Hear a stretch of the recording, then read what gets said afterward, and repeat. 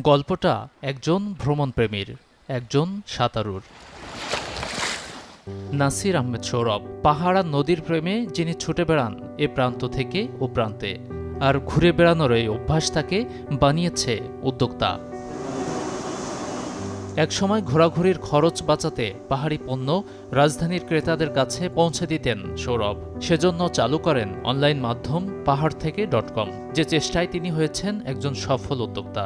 কাপ্তাই লেকে যখন আমরা সুইমিং করতাম তখন এটার মাছের ব্যাপারে আইডিয়াটা আসে, এবং পাহাড়ে যখন ট্রাভেল করতাম তখন পাহাড়ি বিভিন্ন পণ্য, এক্সেপশনাল পণ্যগুলোর ব্যাপারে আইডিয়া আসে যে এটা ঢাকায় কীভাবে নেওয়া যায় বা এটা আদৌ পসিবল কিনা নেওয়া, কারণ শুধু নিলে তো হবে না, এটার কোয়ালিটিটা ঠিক রেখে। তো আমরা 5 বছর আগে শুরু করেছি। এখন মোটামুটি আমাদের শুরু করেছিলাম 2টা আইটেম দিয়ে, পেঁপে এবং আনারস। আর এখন হচ্ছে মোটামুটি আমাদের রানিং আইটেম আছে 50টার উপরে। তার মধ্যে সবচেয়ে হাইস্ট হচ্ছে হিলি চিকেন, এবং সেকেন্ড হচ্ছে কাপ্তাই লেকের 12 থেকে 15 ধরনের মাছ।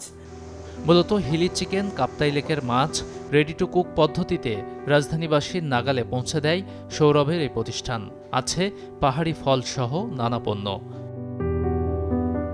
সমতলে বসে হাতের নাগালে পাহাড়ি পণ্য। এই উদ্যোগ একদিকে যেমন রাজধানীবাসীর জন্য সহজ করেছে ভিন্ন স্বাদের খাবারের স্বাদ নেওয়া, তেমনি বিপরীতে পাহাড়েও হচ্ছে অনেকের কর্মসংস্থান, এমনটা জানালেন এই উদ্যোক্তা। ডেলিভারি বুথ এবং হচ্ছে আমাদের পাহাড়ি যে হাবগুলো আছে সেখানে আমাদের ডিরেক্টলি 12 থেকে 15 জনের মতো লোক কাজ করে ডিরেক্টলি। এর বাইরে তাদের আন্ডারে আবার অনেক লোক কাজ করে। আমরা পাহাড়ি যারা বসবাসকারী তাদেরকে উদ্বুদ্ধ এখনও করে যাচ্ছি, 5 বছর আগে থেকেই করছি।